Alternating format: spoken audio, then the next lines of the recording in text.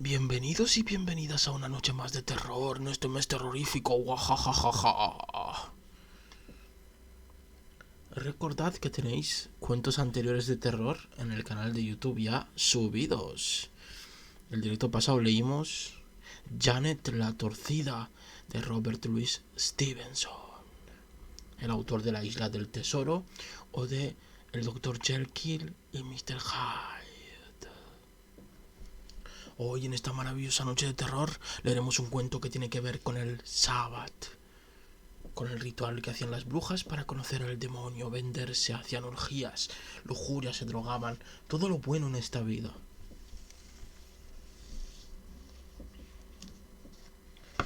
Vamos a leer el cuento.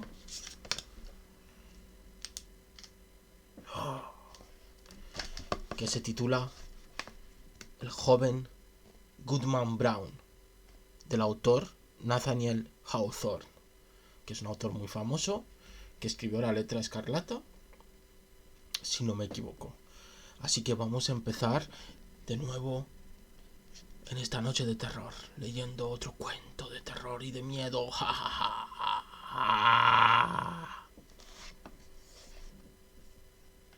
Si es que soy un showman. Vamos a empezar. Al anochecer, el joven Goodman Brown salió a la calle del pueblo de Salem. Tras cruzar el umbral, echó la cabeza hacia atrás para dar un beso de despedida a su joven esposa. Y Faith, nombre que le resultaba muy adecuado, asomó su hermosa cabeza a la calle dejando que el viento jugueteara con las cintas rosas de su gorra mientras hablaba con Goodman Brown. «Querido», susurró con suavidad y bastante tristeza acercando los labios a su oído, «te ruego que dejes tu viaje para la mañana y duermas esta noche en tu cama. Una mujer sola es acosada por unos sueños y pensamientos que a veces le dan miedo. De todas las noches del año, esposo mío, te ruego que te quedes conmigo precisamente esta». «Mi amor y mi Faith», contestó el joven Goodman Brown, «de todas las noches del año, esta es la que debo pasar lejos de ti. Mi viaje, tal como lo llamas una y otra vez, debe hacerse entre ese momento y el amanecer. Pero mi dulce y bella esposa, ¿es que dudas ya de mí, cuando solo llevamos 3 meses casados?» «Que Dios te bendiga entonces», dijo Faith, moviendo las cintas rosas, «y que lo encuentres todo bien cuando regreses». «Así sea», gritó Goodman Brown. «Reza tus oraciones, querida Faith, y acuéstate al anochecer, y así ningún daño te sucederá». Se despidieron y el joven siguió su camino hasta que, cuando estaba a punto de girar la esquina junto al templo, miró hacia atrás y vio la cabeza de Faith, que seguía observándole con un aire melancólico a pesar de sus cintas rosadas. «Mi pobre y pequeña Faith», susurró para sí, pues tenía el corazón afligido. «Soy un perverso al dejarla en esta situación», y hablaba de sueños. «Me parece que cuando lo hacía su rostro estaba turbado, como si un sueño lo hubiera advertido del trabajo que hay que hacer esta noche. Pero no. Pensar en ello la mataría. Es un ángel bendito sobre la tierra y tras esta única noche me mantendré aferrado a sus faldas y la seguiré hasta el cielo». Con tan excelente resolución para el futuro, Goodman Brown se sintió justificado para apresurar su propósito maligno. Había tomado un camino monótono que oscurecía los árboles más tristes del bosque y que, inmediatamente de apartarse de la carretera principal, se convertía en un estrecho sendero por el que deslizarse, que se cerraba inmediatamente detrás.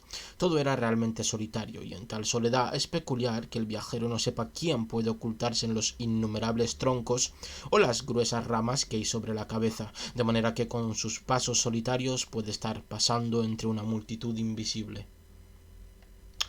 «Podría haber un indio diabólico detrás de cada árbol», dijo Goodman Brown para sí mismo, y miró con temor hacia atrás al tiempo que añadía: «El propio diablo podría estar a un codo de mí».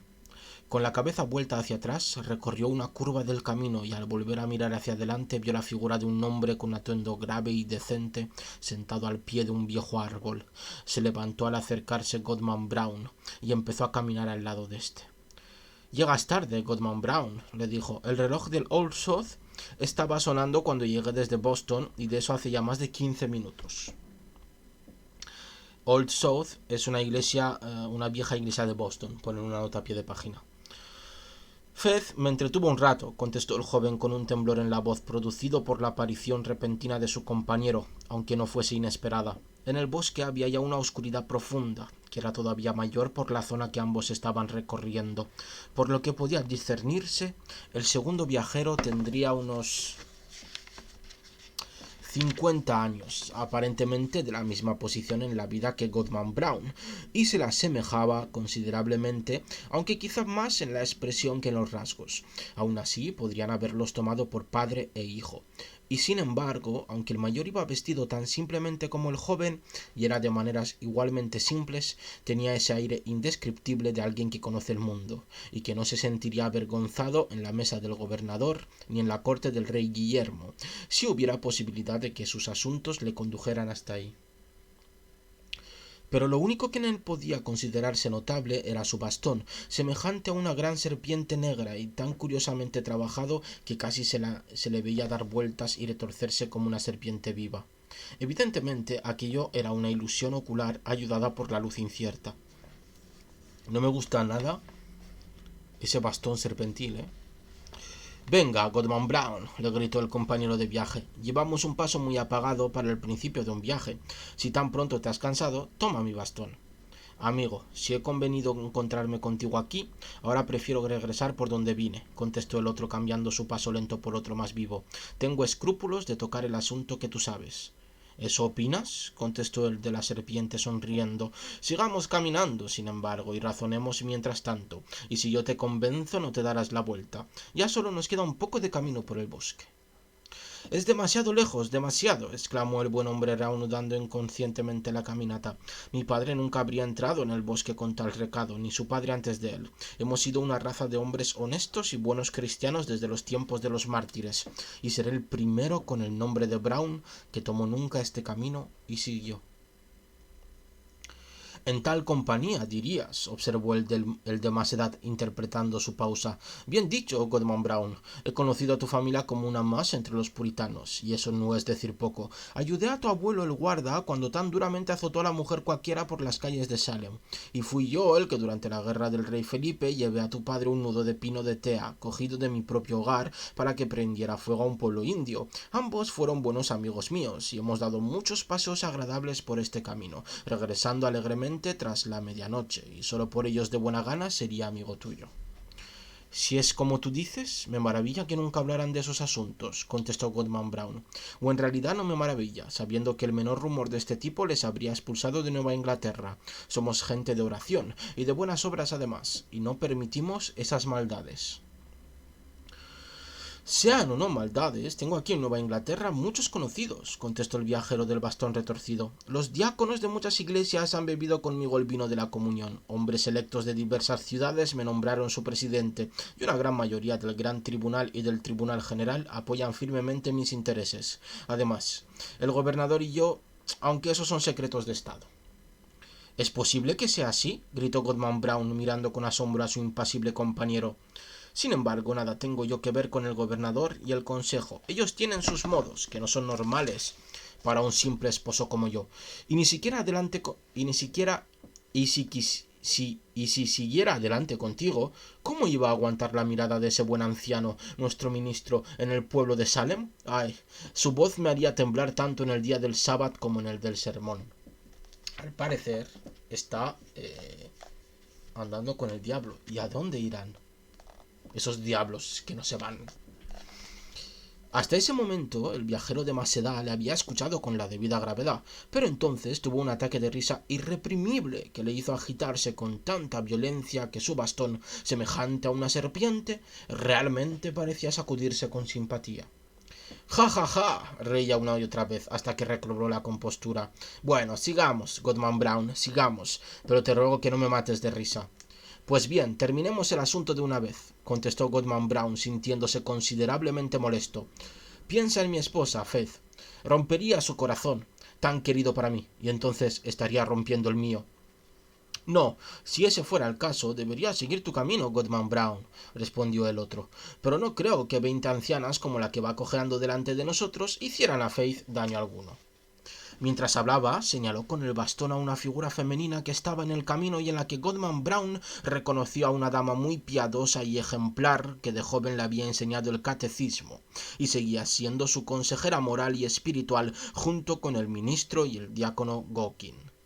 Realmente me maravilla que Goody Gloss esté en este bosque profundo a la caída de la noche, respondió, pero con tu permiso, amigo mío, tomaré un atajo por el bosque hasta que dejemos atrás a esa cristiana. Como no te conoce, puede preguntarse a quién acompañaba y a dónde iba. Sea así, respondió el compañero de viaje. Acorta por el bosque que yo seguiré por el camino. El joven se desvió entonces, pero observó atentamente a su compañero, que avanzaba tranquilamente por el camino hasta que estuvo a la distancia de un bastón de la vieja dama. Entretanto, ella avanzaba lo mejor que podía, con una velocidad singular para una dama de tanta edad, y murmurando entre tanto unas palabras que no le llegaban con claridad, sin duda una oración. El viajero extendió el bastón y tocó el cuello arrugado de ella con lo que parecía ser la cola de la serpiente. ¡El diablo! Gritó la piadosa anciana. ¿Es que Goody Gloss no conoce a su viejo amigo? Preguntó el viajero poniéndose delante de ella e inclinándose sobre su agitado bastón. Ah, verdaderamente su señoría, exclamó la buena dama. Sí, por cierto que lo es, y con la misma imagen del viejo chismoso de Goodman Brown, el abuelo de ese estúpido. Pero, ¿podrá creerlo su señoría? Mi escoba ha desaparecido extrañamente. Sospecho que robada por esa bruja a la que todavía no han ahorcado. Goody Cory, y eso que la tenía ya toda untada con jugo de apio silvestre, 5 en rama y acónito. Uy, qué lío, qué lío. Mezclado con buen trigo y la grasa de un niño recién nacido, añadió la forma del viejo Goodman Brown. Ah, su señoría conoce la receta, exclamó la anciana con un fuerte crujido. Si es lo que yo estaba diciendo, todo dispuesto para la reunión y sin ningún caballo que montar, decidí venir a pie, pues me han dicho que esta noche toma la comunión una agradable joven, pero ahora su señoría me prestará el brazo y llegaremos ahí en un momento.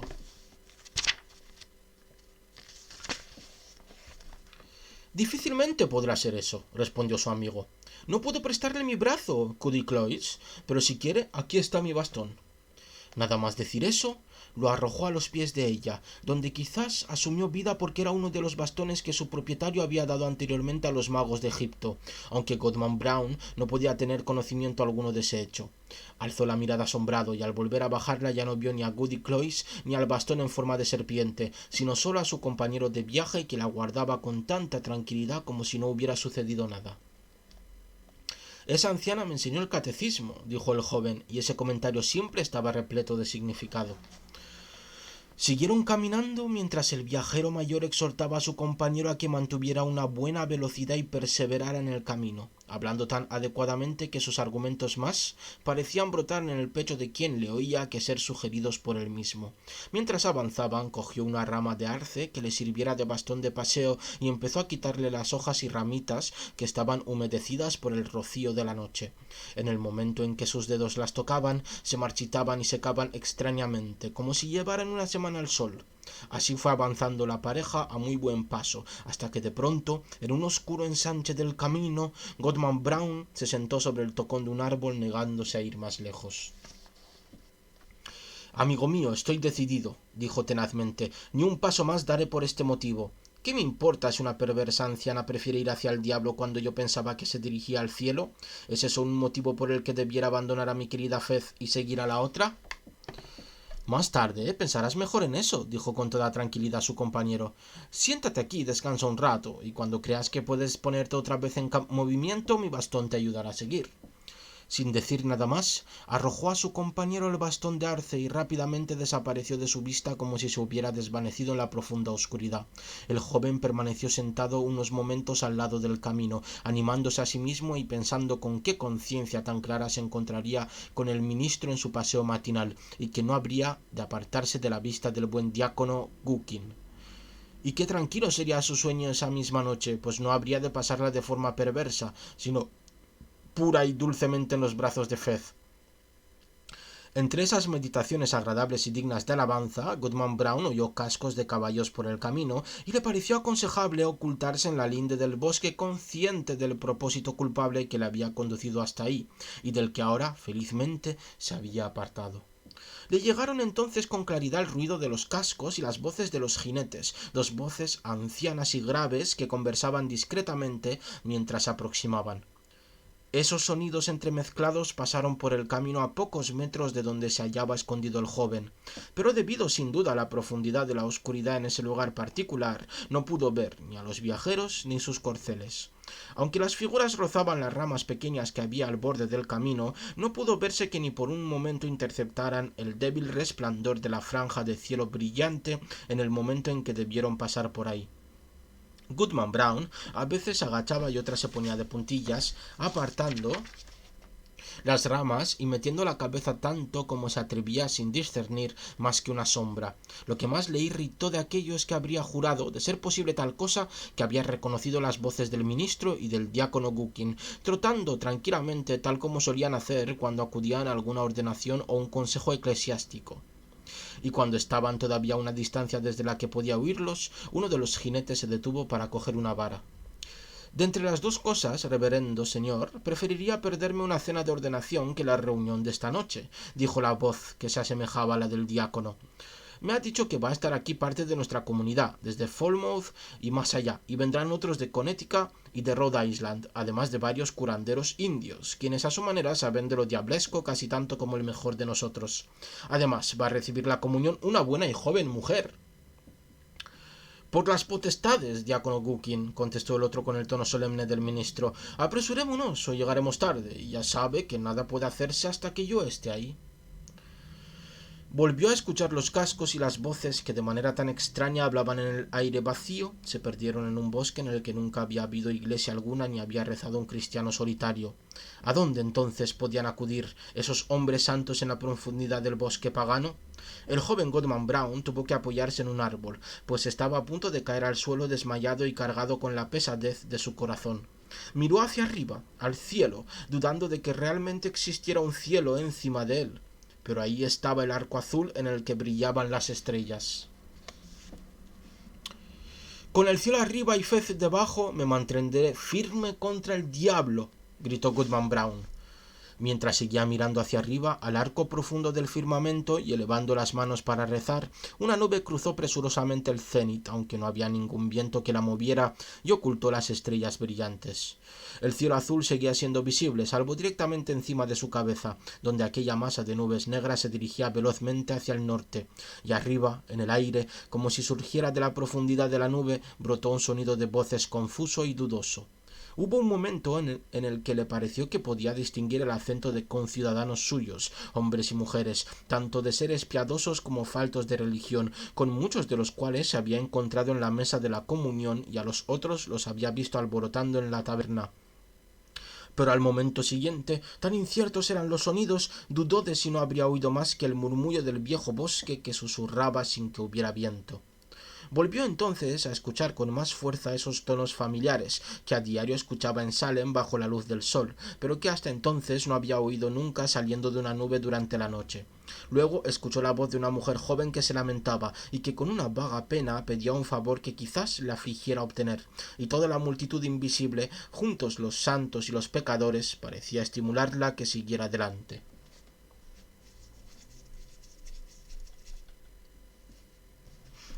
¡Fez! Gritó Goodman Brown con dolor y desesperación, y los ecos del bosque se burlaron de él gritando ¡Fez! ¡Fez! Como si unos seres infelices y confusos la buscaran por el bosque. Todavía estaba traspasando la noche el grito de pena, rabia y terror cuando el infeliz esposo retenía el aliento esperando una respuesta. Hubo un grito que fue ahogado inmediatamente por un murmullo de voces más altas, que acabaron convirtiéndose en una risa lejana mientras desaparecía la nube oscura, dejando el cielo claro y silencioso por encima de Goodman Brown. Pero algo aleteaba ligeramente por el aire y se posó en la rama de un árbol. El joven lo cogió y contempló una cinta rosa. «Mi fez ha desaparecido», gritó él tras un momento de estupefacción. «Nada bueno queda en la tierra, y el pecado no es sino un nombre. Ven, diablo, pues a ti se te ha dado este mundo». Enloquecido por la desesperación de la que tanto y con tanta fuerza se había reído, Goodman Brown cogió el bastón y se puso en marcha de nuevo a tanta velocidad que más parecía volar por el bosque que caminar o correr por él. El camino fue haciéndose más seco y salvaje, con menos huellas, y al final desapareció dejándole en el corazón de una oscura espesura, mientras avanzaba todavía con el instinto que guía a los mortales hacia el mal. El bosque entero se pobló de sonidos atemorizadores, el crujido de los árboles, el aullido de los animales y el grito de los indios. A veces el viento sonaba como la campana de una iglesia distante, y a veces producía un estruendo mayor alrededor del viajero, como si la naturaleza entera se estuviera rindiendo y burlando de él. Pero él mismo era el horror principal de la escena y no se acobardó ante los otros horrores. ¡Ja, ja, ja! Rió con fuerza Goodman Brown cuando el viento se rió de él. Veamos quién ríe más fuerte. No creas que vas a asustarme con tus diabluras. Ven, bruja, ven, brujo, ven, curandero indio, ven, el propio diablo. Aquí tenéis a Goodman Brown. Podéis tenerle tanto miedo como él a vosotros. En realidad, en todo aquel bosque hechizado no había nada más temible que la figura de Goodman Brown. Seguía volando por entre los pinos negros, blandiendo su bastón con gestos frenéticos y lanzando a veces una blasfemia inspirada y horrible, y otras veces riendo con tal fuerza que los ecos del bosque le devolvían la risa como si estuviera rodeado de demonios. En su propia forma, el diablo resulta menos espantoso que cuando brama en el pecho de un hombre. Así prosiguió el demoníaco su veloz carrera hasta que vio delante de él, estremeciéndose entre los árboles, una luz roja, como si se hubiera prendido fuego los troncos caídos y las ramas en un claro, y justo en la medianoche levantaba hacia el cielo su misterioso resplandor. Se detuvo, en una calma de la tempestad que le había impulsado hacia adelante, y escuchó el crescendo de lo que le parecía un himno que se elevaba solemnemente desde la distancia con el peso de muchas voces. Conocía la melodía. Era habitual en el coro del templo del pueblo. Los versos se apagaron y se alargaron con un coro que no era de voces humanas, sino que estaba formado por todos los sonidos de la oscura soledad, que sonaban juntos en una horrible armonía. Goodman Brown gritó, pero su grito se perdió en sus propios oídos por sonar al unísono con el grito de lo deshabitado. En un intervalo de silencio avanzó hasta que la luz brilló plenamente ante sus ojos. En un extremo de un espacio abierto, cercada por la oscuridad muralla del bosque, se levantaba una piedra que tenía una semejanza tosca y natural con un altar o un púlpito, y estaba rodeada por 4 pinos encendidos, con las copas ardiendo y los troncos sin tocar, como velas en un servicio nocturno. El follaje que había crecido en la parte superior de la roca estaba ardiendo, lanzando sus llamas hacia la noche, iluminando bien toda la zona. Ardía cada rama colgante, cada guirnalda de hojas. Conforme la luz roja crecía y menguaba, una numerosa congregación alternativamente brillaba para desaparecer luego en la sombra y volver a surgir, por así decirlo, de la oscuridad, poblando enseguida el corazón de los bosques solitarios. Una compañía grave y vestida de oscuridad, citó Goodman Brown.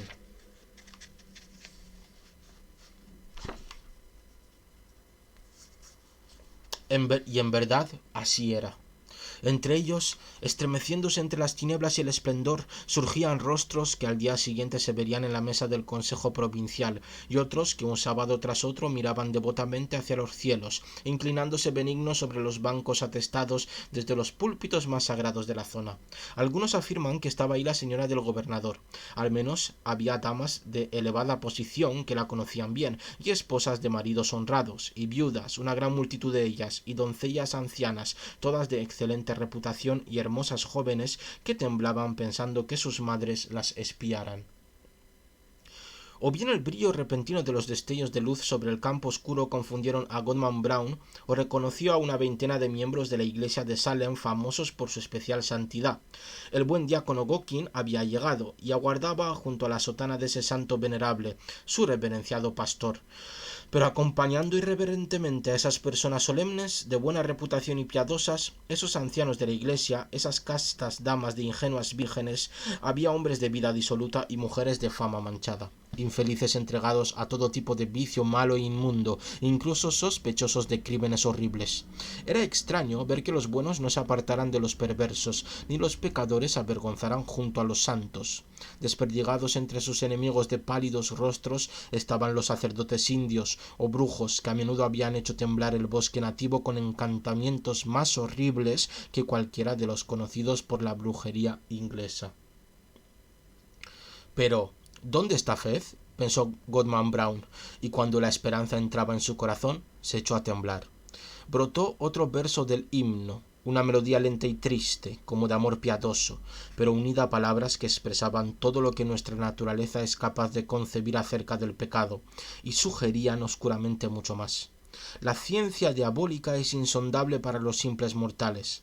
Cantaron un verso tras otro, y todavía el coro del bosque desértico se dejaba oír como el tono más profundo de un potente órgano, y con las notas finales de ese terrible motete brotó un sonido como del viento cuando ruge, los torrentes precipitados, las bestias que aúllan, y todas las demás voces del inarmónico bosque se mezclaron y acordaron con la voz del hombre culpable en homenaje al principal del todos.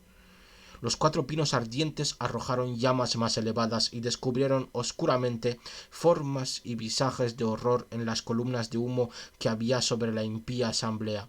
Y en el mismo momento el fuego que había sobre las rocas se lanzó hacia arriba, formando sobre su base un arco ardiente en el que apareció una figura. Dicho sea con reverencia, la figura no guardaba la menor similitud ni en el ropaje ni en las maneras con ninguna divinidad solemne de las iglesias de Nueva Inglaterra.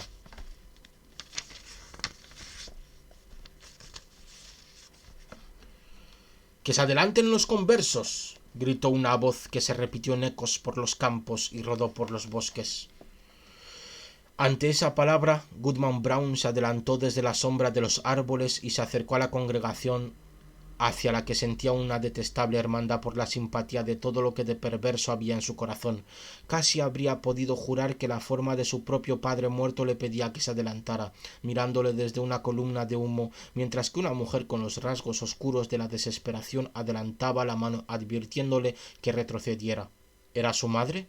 Pero no tenía poder para retirarse ni un paso, ni para resistirse ni siquiera en pensamiento, desde el momento en el que el ministro y el bueno del viejo diácono Gookin le tomaron por los brazos y le condujeron hasta la roca ardiente. Hasta ahí llegó también la esbelta forma de una mujer cubierta por velos, conducida entre Goody Cloyce, esa piadosa maestra del catecismo, y Martha Carrier, que había recibido del diablo la promesa de ser reina del infierno. Una bruja furiosa es lo que era, y allí estaban los prosélitos bajo el dosel del fuego. Bienvenidos, hijos míos, a la comunión de vuestra raza, dijo la figura oscura. Así habéis encontrado pronto vuestra naturaleza y vuestro destino. Hijos míos, mirad detrás de vosotros. Se dieron la vuelta y destellando en una llama, por así decirlo, fueron vistos los veneradores del maligno. La sonrisa de bienvenida brilló oscuramente en cada rostro. Allí están aquellos a los que todos habéis reverenciado desde la juventud, siguió diciendo la forma negruzca. Les considerabais más santos que vosotros y os apartabais de vuestros pecados comparándolos con sus vidas de rectitud y sus devotas aspiraciones al cielo. Pero aquí están todos en la asamblea que me venera. Esta noche os será concedido conocer sus actos secretos, cómo los ancianos de barbas canas de la iglesia han susurrado palabras lascivas a las doncellas jóvenes de sus casas, cómo muchas mujeres, deseosas de llevar ropa de luto, han dado a su marido al acostarse una bebida y la han dejado entrar en el último sueño apoyado en su pecho. Como jóvenes imberbes se han apresurado a heredar la riqueza de los padres, y como hermosas damiselas, no sonrojaos, queridas mías, han cavado pequeñas tumbas en el jardín y me han invitado solamente a mí al funeral de un recién nacido.